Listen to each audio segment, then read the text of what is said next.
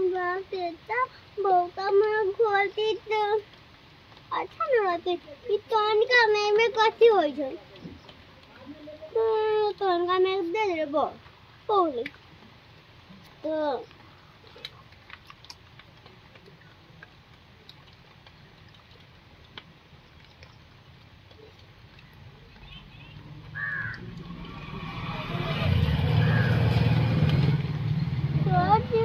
हाँ पापा भी गेलै हम देखे सुनना देखे तोर पापा ना गेलै हाँ पापा गेलै सॉरी है दादी ने पापा ना साजी के पकड़ी तो हाँ पापा